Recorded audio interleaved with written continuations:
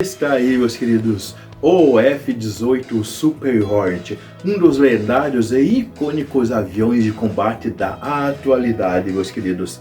Ele está a serviço já há apenas 22 anos e voou praticamente em todos os conflitos ou nos principais conflitos que os Estados Unidos se envolveu nesses 22 anos, seja participando de missões de ataque ou participando de missões de defesa dos seus strikes group da Marinha. E há cerca de 15 dias, o primeiro F-18 da história foi abatido. O primeiro registro de um F-18 abatido, meus queridos. 22 anos voando nos principais conflitos e somente uma aeronave abatida. Com isso, alguns irmãos escreveram para o Tio Montanha e perguntaram para o Tio Montanha por que é tão difícil abater avião americano e tão fácil abater avião russo, assim como essa irmãzinha perguntou. A irmãzinha Ana Luísa Seidel perguntou: Tio Montanha, uma pergunta sobre o assunto. Por que é tão difícil abater avião americano e tão normal abater avião russo? Ótima pergunta, vamos falar sobre isso? Eu sou o Tio Montanha e sejam super bem-vindos à nossa linda família de notícias, meus queridos. Primeiro de tudo, gratidão à irmãzinha Ana por perguntar ao Tio Montanha e uma pergunta assim de grande observação, não só da atualidade, como também dos últimos anos. Porque vocês viram, há 22 anos voando nos céus aonde existe conflitos, aonde os Estados Unidos participa, e o primeiro foi abatido há cerca de 15 dias atrás, o Super Hornet. E ao contrário, a gente vê a Rússia hoje, na atualidade, perdendo muitos e muitos aviões, tanto em solo como principalmente em voo para a Ucrânia. A Rússia já perdeu grande parte da sua força aérea. Tá complicado para ela. E daí alguns irmãos observaram isso. É tão difícil abater um avião americano e está sendo tão fácil abater um avião russo? O porquê essa diferença gritante entre essas duas forças aéreas?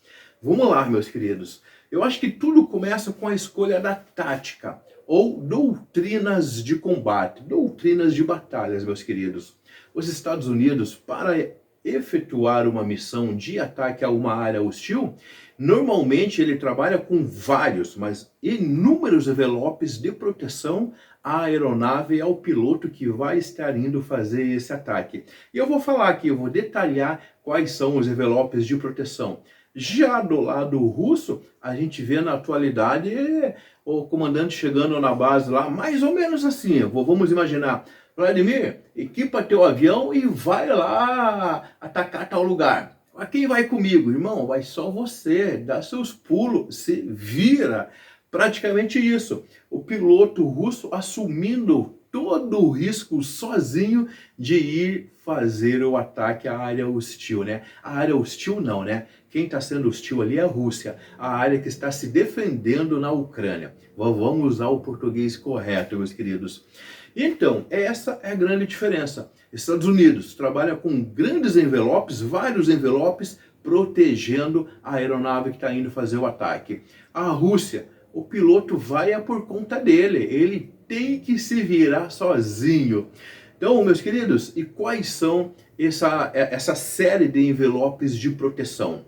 Vamos supor que eu e o irmãozinho vamos participar de um ataque a uma área hostil. Antes de nós mesmos decolarmos com as nossas aeronaves, decola aeronaves de alerta antecipado, meus queridos. Aquelas aeronaves com enormes radares em cima. Para quê?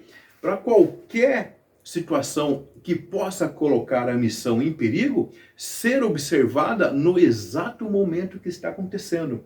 E nos passarem a informação, mesmo no momento que nós estamos indo, no momento que nós estamos realizando a missão e no momento que a gente começa a retornar para a nossa base.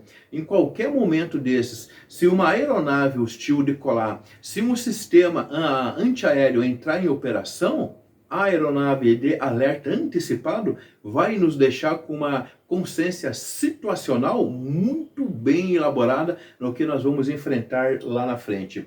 E daí nós vamos poder decidir se continuamos a missão, se contornamos o problema que está surgindo na nossa frente, ou se retornamos, meus queridos, ou se os nossos protetores entram na batalha. Os protetores são um dos envelopes de proteção também, meus queridos. Então vamos lá. Primeiro envelope de proteção: aeronaves de alerta antecipado próximo à área hostil. Logicamente não vai entrar na área hostil, porque são aeronaves pesadas, lentas, que não conseguem se defender de uma maneira muito boa. Mas os seus radares têm uma capacidade gigantesca de varrer grandes distâncias, trazendo informações precisas para nós. Segundo envelope de proteção, meus queridos: aviões de contrasmedidas eletrônicas. Exatamente isso. Vamos supor que eu e o irmãozinho vamos fazer um ataque usando o F-18 Super Hornet, que de invisibilidade, de tecnologia stealth não tem nada. Ele é extremamente claro aos radares hostis, extremamente claro.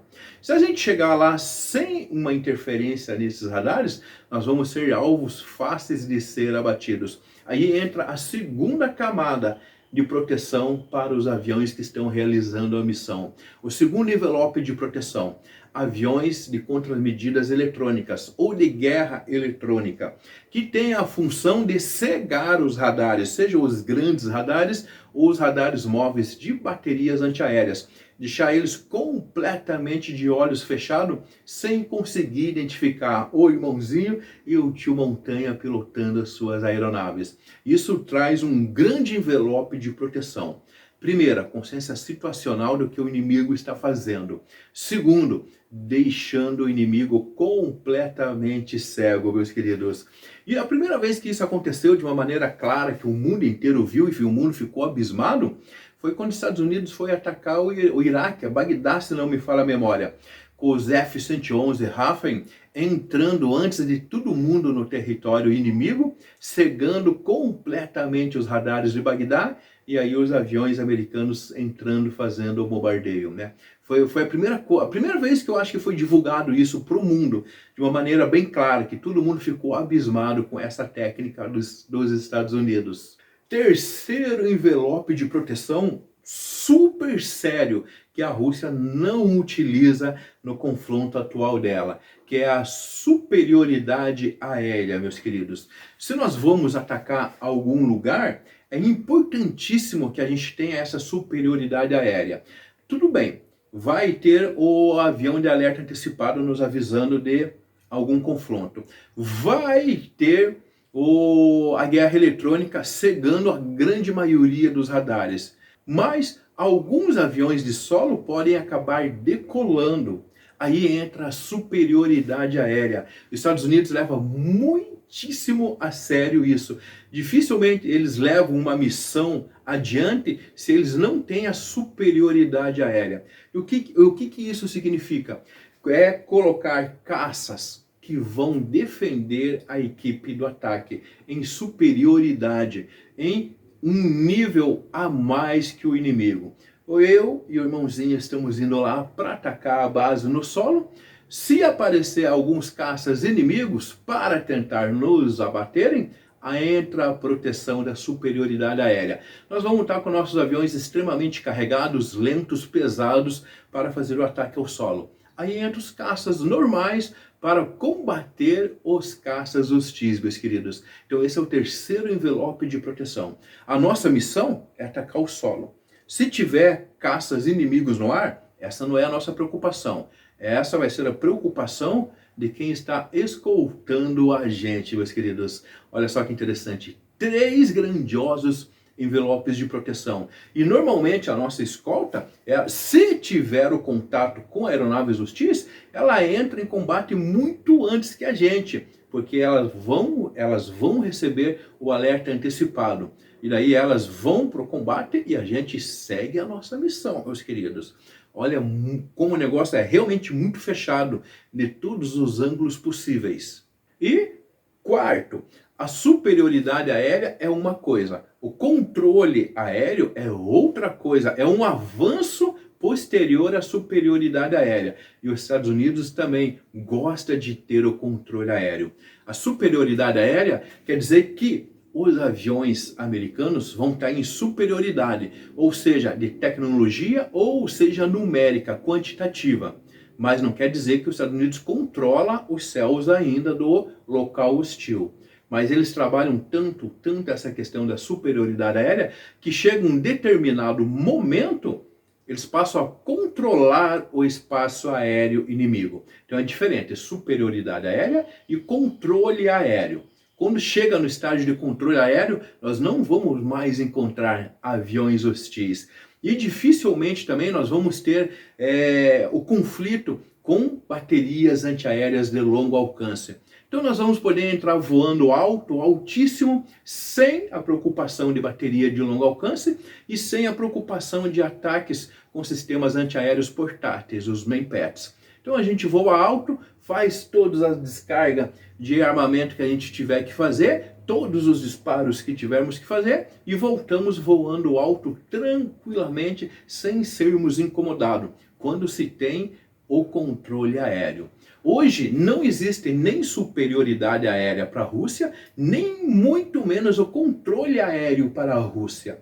Então os aviões russos, eles não podem entrar voando alto, porque todos os radares que tiverem naquela localização ou até mais distante vão detectar esses aviões e vão realizar os disparos de seus sistemas antiaéreos. Então, por isso que muito avião russo está sendo abatido hoje. Eles não conseguem voar alto fugindo dos MANPADS. Se eles voam altos, os sistemas de médio e longo alcance vão caçar. Se eles voam baixo, é o que tem acontecido muito hoje, os MANPADS têm derrubado uma série de aviões russos, desde os mais modernos até os meias-bocas que estão sendo utilizados. A Rússia não conseguiu nem a superioridade aérea, nem o controle aéreo, muito menos os seus aviões de ataque, por vezes, são escoltados e muito menos ainda tem o alerta antecipado. No início do conflito, havia o alerta antecipado com esses grandes aviões russos aí, antecipando o que estava pela frente. Só que depois de 2 ou 3 serem abatidos, a Rússia parou de utilizá-los. Agora o piloto russo vai com a cara e coragem. Se tiver algum problema esperando ele, ele não vai saber. Só vai saber na hora que der de cara com o problema. E como ele está voando baixo, os problemas podem estar assim aos montão esperando eles. Então, essa doutrina de batalha ou tática de batalha faz o avião americano ser muito difícil de ser abatido e o avião russo ser abatido com bem mais facilidades. Agora é o seguinte, pelo menos o irmãozinho que participou da missão comigo, deixa um ok, suamos junto.